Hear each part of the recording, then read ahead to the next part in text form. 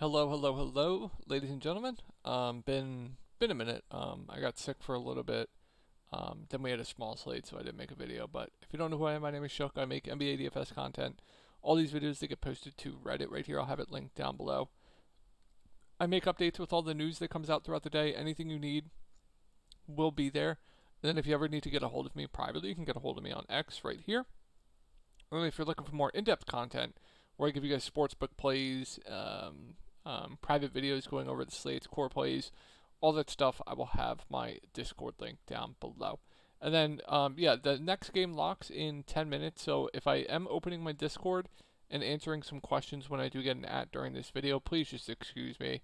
I know it's not super professional to do that, but we got to make work with what doing. This is the only time I can get the video done. So yeah, let's just hop right in. I believe we have a 7-game slate for tomorrow. Looks like a pretty good slate.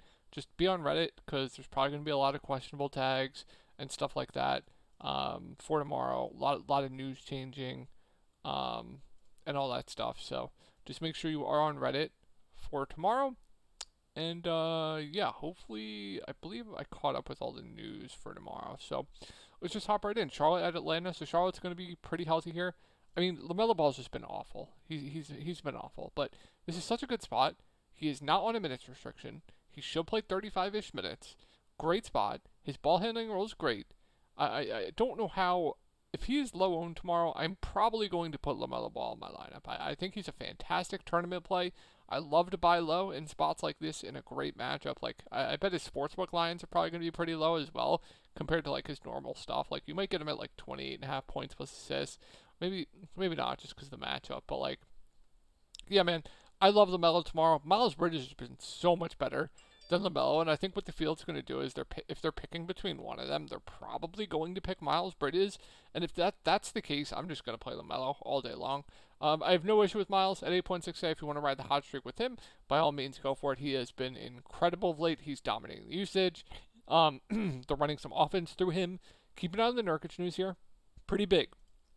If he is out, Mark Williams should play around 30 minutes. Love targeting Atlanta versus centers, so I would love me some Mark at 7.4K if Nurk's out. You can play him regardless, but would feel a lot better about his minutes there.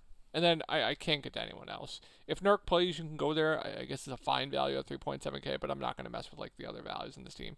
Couldn't pay me to play anyone else. It's mainly just love Mark, really like Miles, love the Mellow and GPPs, and I'm really interested to see what their ownership is going to come in at for tomorrow personally. Should be really interesting. I'm really excited to see what they're going to be projected ownership wise. Not the best matchup here for Atlanta. Charlotte's been better defensively this year. We do have Trae Young and Karis LeVert both questionable. If they're both out, we know what to do. Then Dyson's going to run the show. Good steal and block matchup for him, so you could just see him nuke the slate on like FanDuel. But the good thing with him is, yeah, with no Trae, no Karis LeVert, he's going to do a ton of ball handling. We saw that last game with 9 assists. Great rebounder, great rebounding guard. Going to do a lot more offensively. So by all means, he would be a really solid play. Okongwu, a really good spot for. I really like both the bigs if Nurk is out on the other side of this game, and Okongwu. His role has just been so good. So like an Okongwu there, I think value-wise, if we get Trae out, Keaton Wallace would be a really good value once again. Now, we could have Karis LeVert back. That could change some things, but if they're both out, yeah, Keaton Wallace would be really solid. Man would be playable. Jordan Niang would be a perfectly fine value at 4.2K. He had a great game last time out. And then if we get like Trae and Karis in, like me some Trae, Dyson would be priced right. Still would like a Kongwu. I probably would just cross off the value outside of Karis LeVert, who I would like in GPPs. Just answering some questions, sorry. Moving on to OKC, really tough matchup here. We got J-Dub out, though, so the main benefactors of that are going to be like Lou Dort. You guys know the guards. Lou Dort, Casey Wallace, Aaron Wiggins. Everyone's still priced up when people are out, so it's not really going to do too much personally for me DFS-wise. Outside of like a bump to SGA, really bad spot here going up against Boston, though.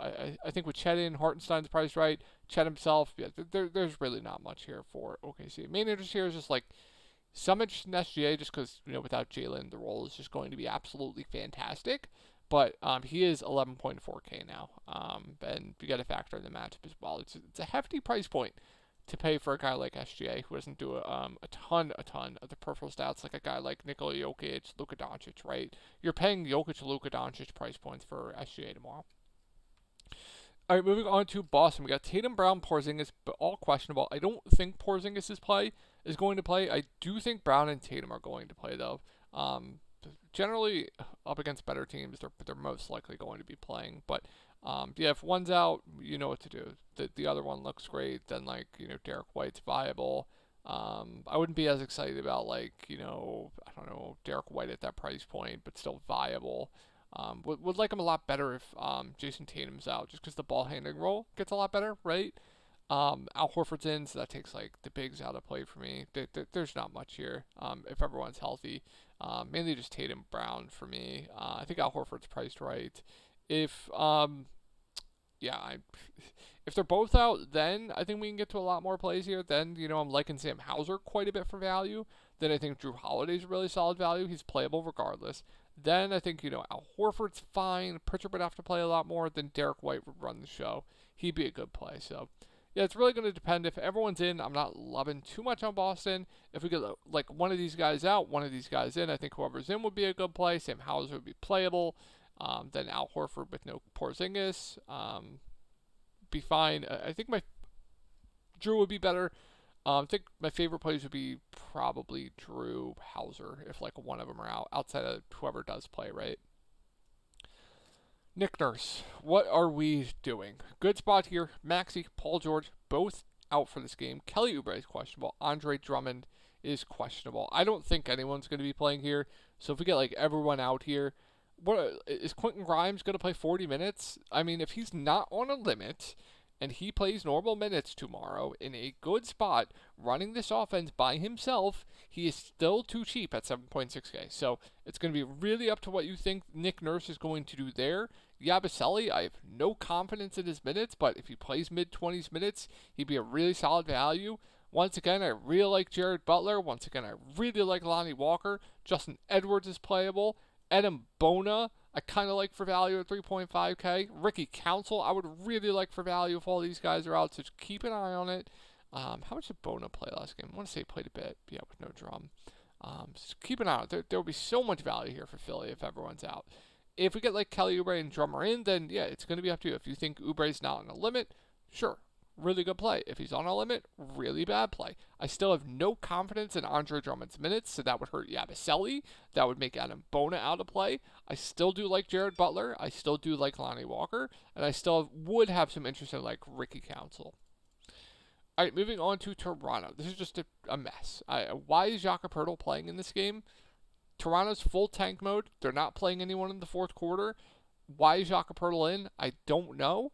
I would be very, very cautious with Jakob Poeltl tomorrow. That's all I'm going to say. I don't think Scotty's going to play, but if he plays, I'll be very, very cautious with him tomorrow because this is going to be a tank off. He probably won't play the fourth quarter, but could he nuke it in 3 quarters with the team to himself? Absolutely. It's just going to depend on ownership there for me. But what I can tell you is I really like Jamal Sheed. I really like AJ Lawson. And then we'll just have to see with Scotty Barnes. If he's out, then we could start looking to a road in, potentially a battle. Boucher was a DNP that one game. I don't know what's going on with him. But if we get Scotty out, they're not going to have enough bodies. They're probably going to have to call up some G League guys. So, there's definitely going to be some really good values tomorrow in Toronto, like AJ Lawson, Shed. All right, let me make sure I don't have any questions. Carlo, Derek Jones Jr., Carlo.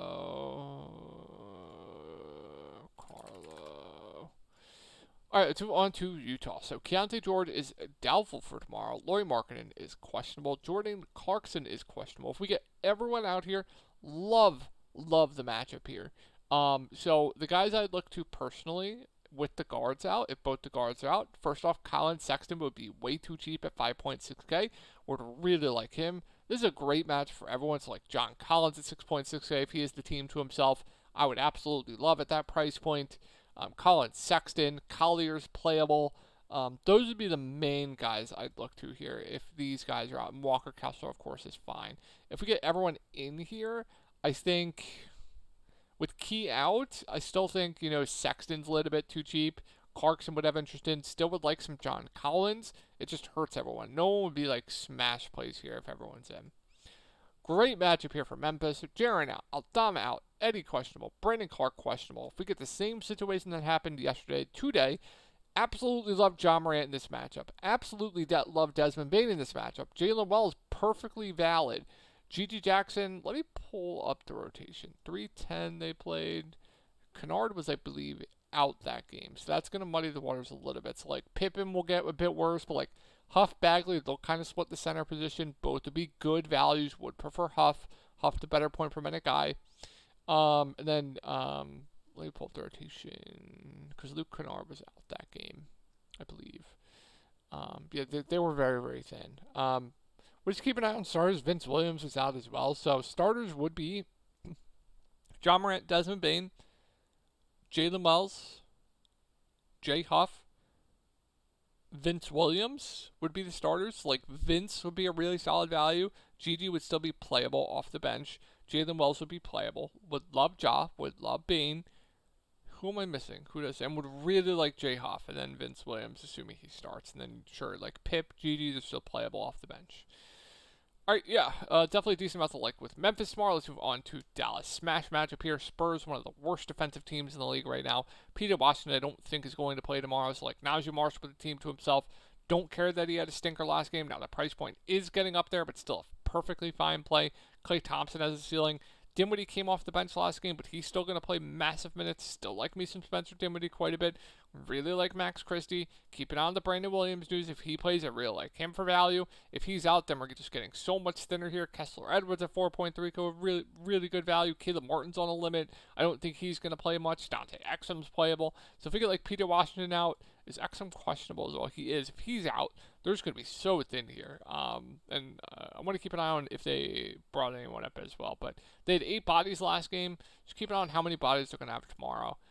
But the main standouts here, like Spencer Dinwiddie, Max Christie, Kessler Edwards, potentially like the Dante Exum, Najee Marshall, or like a Brandon Williams if he plays. So definitely going to need, I think, at least some Dallas tomorrow. Moving on to the San Antonio Spurs, we got Vassell and Sochan questionable if they're both out. Love me some Keldon at 4.6K, especially if they're both out. Castle will be fine. I know Fox has been awful of late, but I love him tomorrow in GPPs. And yeah, really like some Keldon in GPPs. I think those are the main stand. I think Chris Paul is just too cheap at 5K. He's been getting cucked by blowouts of late. Price point is just way too cheap, though. So, once again, really like Fox. Paul solid. Really like Keldon Johnson in GPPs, especially if Sochan and Devin Vassell miss. And then Castle will be playable at 6.3K. And I think that's it. I'm not going to play like Harrison Barnes. I'm not going to mess with the other values. All right, moving on to Phoenix. I'm just going to cross this team off. Bradley Beal's back. Kevin Durant, Booker. That's mainly it. I don't like anything here. Houston, really good spot here. So like Jalen Green, I love his spot. Really like his upside in GPPs. Sengun, great spot for him. I like him quite a bit in GPPs. I think, Jabari, Tariq, and they're both priced right, and I think that's mainly it. Keep an eye on Fred. If he plays, sure, you can go there. I don't think I'd expect a limit yet. He played 35 minutes in that first game back. Hasn't played since. If he's not on a limit, I think he's fine, but more so priced right. I think the main standouts for me personally are just like Sengun, Jalen Green. All right, Clippers, really bad spot here. They're on a back-to-back, but they're going to be without Powell and Ben Simmons here. So, like, bumps like Zubac, really bad spot for him. Priced right, in my opinion. Kawhi Leonard, Harden, they're both fine. I think I'm just going to mainly pass on this team. I'm so sorry if you hear noise in the background, so I'm going to speed this up. Miami, yeah, really bad matchup. I really respect this Clippers defense, so I don't think I'm going to get to much. It's probably my least favorite game to target on the slate. All right, that's going to do it for the video. Hopefully you guys had a great week, and I will talk to you all in the next one.